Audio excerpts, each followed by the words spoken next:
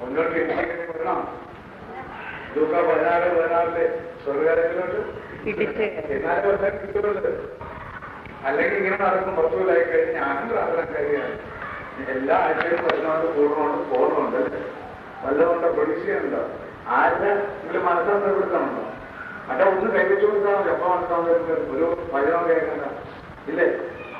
അത് കൃപയാണ്. ഇതോടെ അനേക കൃപകളുണ്ട്. ആ സമയാക്കിയുടെ ഈശോ പറഞ്ഞ വചനം യോഹന്നാൻ 4:10 ദൈവത്തിന്റെ ദാനങ്ങൾ എന്താണെന്നോ ചോദിക്കുന്നു. ആരോടാണ് നീ ചോദിക്കുന്നു? നീ അറിഞ്ഞിരുന്നെങ്കിൽ ഞാൻ തരുന്ന ജലം കുടിച്ചിരുന്നെങ്കിൽ. അപ്പൊ ദൈവത്തിന്റെ ദാനങ്ങൾ എല്ലാം ദൈവം തരും. റോമ 8 5 മുതൽ 13 വചനം ഒരു പ്രത്യേക ഘടനയായിട്ടെടുക്കണം. പ്രത്യേകമായിട്ട് വായിച്ചത്.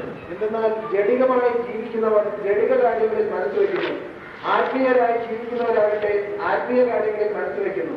ജഡികാഭിലാഷങ്ങൾ മരണത്തിലേക്ക് നയിക്കുന്നു, ആത്മീയാഭിലാഷങ്ങൾ ജീവനിലേക്കും സമാധാനത്തിലേക്കും. ജഡിക താല്പര്യങ്ങളിൽ മുഴുകിയിരിക്കുന്ന മനസ്സ് ദൈവത്തിന്റെ ശത്രുവാണ്. അത് ദൈവത്തിന്റെ നിയമത്തിന് കീഴ്പ്പെടുന്നില്ല, കീഴ്പ്പെടാൻ അതിന് സാധിച്ചു വരുന്നില്ല. ജഡിക പ്രവണതകളനുസരിച്ച് ജീവിക്കുന്നവർക്ക് ദൈവത്തെ പ്രസാദിപ്പിക്കുക സാധ്യമല്ല.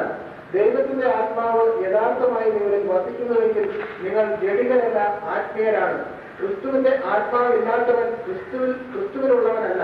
എന്നാൽ നിങ്ങളുടെ ശരീരം പാപം നിമിത്തം മൃതമാണെങ്കിലും ക്രിസ്തു നിങ്ങളിലുണ്ടെങ്കിൽ നിങ്ങളുടെ ആത്മാവ് നീതി നിമിത്തം ജീവനുള്ളതായിരിക്കും. യേശുവിനെ മരിച്ചവരിൽ നിന്ന് ഉയർപ്പിച്ചവന്റെ ആത്മാവ് നിങ്ങളിൽ വസിക്കുന്നുണ്ടെങ്കിൽ യേശു ക്രിസ്തുവിനെ ഉയർപ്പിച്ചവൻ നിങ്ങളുടെ മറ്റ് ശരീരങ്ങൾക്കും നിങ്ങളിൽ വസിക്കുന്ന തന്റെ ആത്മാവിനാൽ ജീവൻ പ്രദാനം ചെയ്യും. അതുകൊണ്ടാണ് നമ്മളെല്ലാം ഇത് ഒളിഞ്ഞു കിടപ്പുണ്ട്. യേശുവിന്റെ ആത്മാവ് നമ്മളിപ്പോ ഒരാഴ്ച എല്ലാം കറങ്ങി വന്നിട്ട് ബൈബിൾ ക്ലാസ് വന്നു കഴിയുമ്പോൾ ഇതാന്ന് പറയുന്നത് വീണ്ടും ആ ആത്മാവ് ഉയർത്തെഴുന്നേക്കുന്നുണ്ടോ? ഇത് വലിയൊരു ആത്മീയ രഹസ്യമാണ്. ഇതാണ് ആ കൊളോസസ് 3:1-4 വചനത്തിൽ പറയുന്നത്. 3-ാം അധ്യായത്തില് ക്രിസ്തുവിനോടൊപ്പം നിങ്ങൾ ഉയർപ്പിക്കപ്പെട്ടെങ്കിൽ ദൈവത്തിന്റെ വലതുഭാഗത്ത് ഉപവിഷ്ടനായിരിക്കുന്ന ക്രിസ്തു വസിക്കുന്ന ഉന്നതത്തിലുള്ളവയെ അന്വേഷിക്കുവിൻ. ഭൂമിയിലുള്ള വസ്തുക്കളിലല്ല, പ്രത്യുത ഉന്നതത്തിലുള്ളവയിൽ ശ്രദ്ധിക്കുവിൻ. എന്തെന്നാൽ നിങ്ങൾ ബ്രദറായിരിക്കുന്നു. നിങ്ങളുടെ ജീവൻ ക്രിസ്തുവിനോടൊപ്പം ദൈവത്തിൽ നിഗൂഢമായി സ്ഥിതി ചെയ്യുന്നു. നമ്മുടെ ജീവനായ ക്രിസ്തു പ്രത്യക്ഷനാകുമ്പോൾ അവനോടുകൂടെ നിങ്ങൾ മഹത്വത്തിൽ പ്രത്യക്ഷപ്പെടും. കണ്ടോ?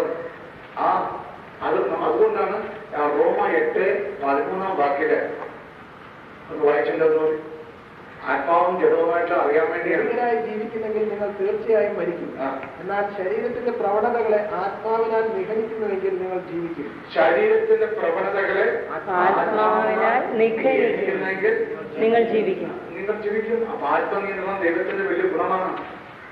2 തിമോത്തി 1:7 ദൈവസ്നേഹം, ആത്മനിയന്ത്രണം, ദൈവശക്തി, ഇത് 3 നമ്മൾ വരുമ്പോഴാണ്.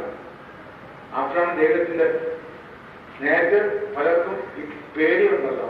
കാരണം എന്തുകൊണ്ടാണ്? റോമ 8:15 വീരത്തിന്റെ ആത്മാവ്, പേടി. ദൈവത്തിന്റെ ആത്മാവ് സ്പർശിക്കാത്തതുകൊണ്ടാണ്. ദൈവത്തിന്റെ ആത്മാവ് വരുമ്പോൾ ധൈര്യം വരും. ആ പരിശുദ്ധാരി ഒരിക്കൽ വന്നാൽ പിന്നെ അതിങ്ങനെ വലുതായിക്കൊണ്ടിരുന്നാലോ അതോ? അതുകൊണ്ടാണ് പറയുന്നത് ദൈവത്തിൽ തുടങ്ങുന്നത് പാപം ചെയ്യാൻ സാധ്യമല്ലെന്ന്. സങ്കീർത്തനം 119 1-11 വചനം. 1 യോഹന്നാൻ 3:6-9 വചനം. ദൈവത്തിൽ നിന്നും ജനിച്ചവന് പാപം ചെയ്യാൻ സാധ്യമല്ല. ദൈവത്തിൽ നിന്നാണ് ജനിച്ചത്. സ്നേഹം പൂർണ്ണ സ്നേഹത്തിൽ വന്നു കഴിയുമ്പോൾ സ്നേഹത്തിന് അളവുണ്ടോ? പൂർണ്ണ സ്നേഹം വരാൻ പറ്റില്ല. ഈശ്വരൻ അറിഞ്ഞാലും തീരില്ല. പിന്നെ ഒരു ക്ലൈമാക്സ് വരെ വലിയ രഹസ്യം കൊണ്ടാണെത്തിയോ ഇങ്ങനെയൊക്കെ കുറെ പേർക്ക് വരാം. അതിനപ്പുറമുണ്ട്. പത്രോസിനപ്പുറമുണ്ട്. പത്രോസിനും പൗലോസിനപ്പുറമുണ്ട്. പൗലോസിനെ കൂടെ തന്നെ ഇപ്പൊ കണ്ണും വെച്ചിരിക്കുന്നു. അതിന് കിടന്നത് കേട്ടോ. എന്നിട്ട് പൗലോസ് പറഞ്ഞ എന്താണ്? 1 കൊറിന്തോസ് 14 37-40 വചനത്തില് എന്താ പറയുന്നത്? പൗലോസ് ഇത്രയും പ്രവാചകനെന്നോ ആത്മീയ മനുഷ്യനെന്നോ ആരെങ്കിലും തന്നെ കരുതുന്നുണ്ടെങ്കിൽ നിങ്ങൾക്ക് ഞാൻ എഴുതുന്ന ഈ സംഗതികൾ കർത്താവിന്റെ കൽപ്പനയായി അവൻ അംഗീകരിക്കണം. അവൻ അംഗീകരിക്കണമോ? അംഗീകരിക്കണം. കർത്താവിന്റെ കൽപ്പനയായി അംഗീകരിക്കണം. അല്ലെങ്കിലോ ആരെങ്കിലും ഇത് അംഗീകരിക്കുന്നില്ലെങ്കിൽ അവനും അംഗീകരിക്കപ്പെടുകയില്ല. ഇല്ല കേട്ടോ. അപ്പൊ ബുദ്ധി കൊണ്ട് വല്ല ദൈവരാജ്യം നോക്കിയാലോ എല്ലാം ബുദ്ധിയാകണമെന്നുള്ള കളി മുഴുവൻ ലോകത്ത്. ഒന്നാമത് വചനം കേൾക്കുമ്പോ യെശയ്യാ 66:2 എളിമയും കേൾക്കുവായിരുന്നു. ഇത് കൊമ്പമേശ്വരം വെച്ചുണ്ടാ വന്നിരുന്നു വചനം കേൾക്കാം. ഞാൻ ഇപ്പൊ പിടിച്ചു വെക്കാൻ എന്റെ ബുദ്ധിയിലാണ് കണ്ടോ. എല്ലാം ബുദ്ധിയില്. എളിമയും അനുതാപവും കണ്ടോ. എളിമ അനുതാപം അത് രണ്ടും കൂടി വെച്ച് വരുമ്പോഴാണ് ആ മാതാവിനെ അതുപോലെ കണ്ടോ. മാതാവിനൊന്നും കാണാത്ത കാര്യം എന്താണ്? എളിമയില്ലാത്തതുകൊണ്ടാണ്. അതാണ് ഈ സങ്കീർത്തനം 119, 130 വാക്യത്തില് എളിമയുള്ളവർക്ക് വചനത്തിന് ചുരുളായിരിക്കുന്നത്.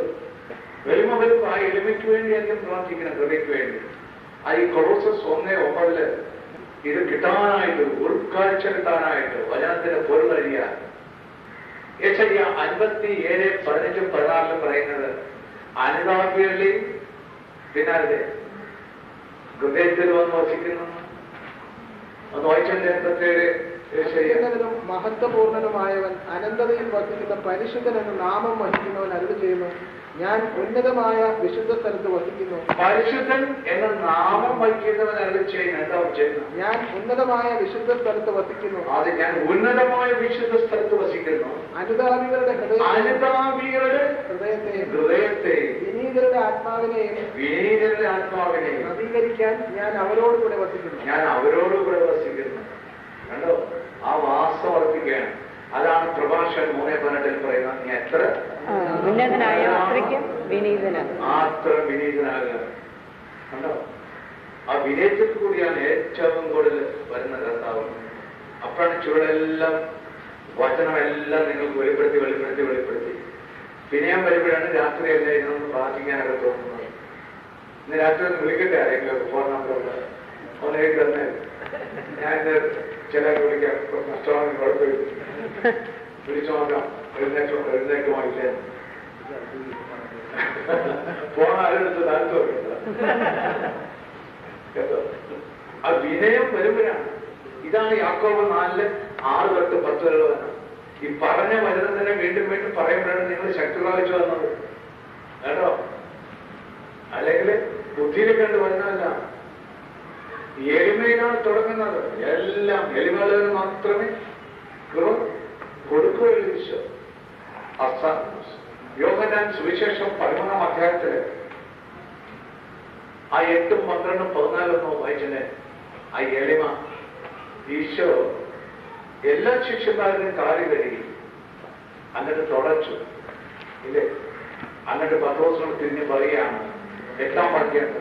പിന്നീട് അറിയും പത്രോസ് പറഞ്ഞു, നീ ഒരിക്കലും എന്റെ പാദം കഴുകരുത്. യേശു പറഞ്ഞു, ഞാൻ നിന്നെ കഴുകുന്നില്ലെങ്കിൽ നിനക്ക് എന്നോട് കൂടെ പങ്കില്ല. ആ പുള്ളിക്കാരൻ എങ്ങനെയാണ് ബുദ്ധിയിലാകേണ്ടത്? കാല് കഴുകണം കേട്ടോ.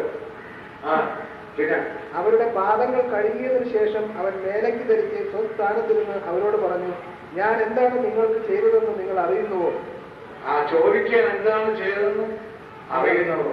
എവിടെ അറിയാനാണ്? നിങ്ങൾ എന്നെ ഗുരു എന്നും കർത്താവ് എന്നും വിളിക്കുന്നു. ശരി തന്നെ, ഞാൻ ഗുരുവും കർത്താവുമാണ്. നിങ്ങളുടെ കർത്താവും ഗുരുവുമായ ഞാൻ നിങ്ങളുടെ പാദങ്ങൾ കഴുകിയെങ്കിൽ നിങ്ങളും പരസ്പരം പാദങ്ങൾ കഴുകണം. എന്തെന്നാൽ ഞാൻ നിങ്ങൾക്ക് ചെയ്തതുപോലെ നിങ്ങളും ചെയ്യേണ്ടതിന് ഞാൻ നിങ്ങൾക്കൊരു മാതൃക നൽകിയിരിക്കുന്നു. മാതൃക കാണിച്ചാണ്. കാരണം ഇതുപോലെ വന്നാൽ മാത്രമേ ഈശ്വര കൃപയിലോട്ട് വരുവരുത്. നമ്മൾ കൃപ വരാനായിട്ട് ഈ കൃപ അതിൽ കൂടിയാണ്, എളിമയിൽ കൂടിയാണ് കൃപ വരുന്നത്. അല്ലെങ്കിൽ കൃപ വരില്ല. കൃപയായിരിക്കില്ല, പ്രവർത്തനമായിരിക്കും. അതുകൊണ്ടാണ് എളിമ. ആ എളിമയിലോട്ട് താഴുക. എളിമ എവിടെയെല്ലാമാണ് കാണിച്ചിരിക്കുന്നത്? വചനങ്ങൾ. ജർമ്മിയ പ്രകാരം ശക്തിയായിട്ട് 50-32 വാക്യം. അഹങ്കാരി നിന്റെ ഭവനം ഞാൻ തകർക്കുകയായിരുന്നുണ്ട് കണ്ടോ. നിന്റെ മാത്രമല്ല നിന്റെ സ്ഥലം കൂടി ഞാൻ തകർക്കുകയായിരുന്നു.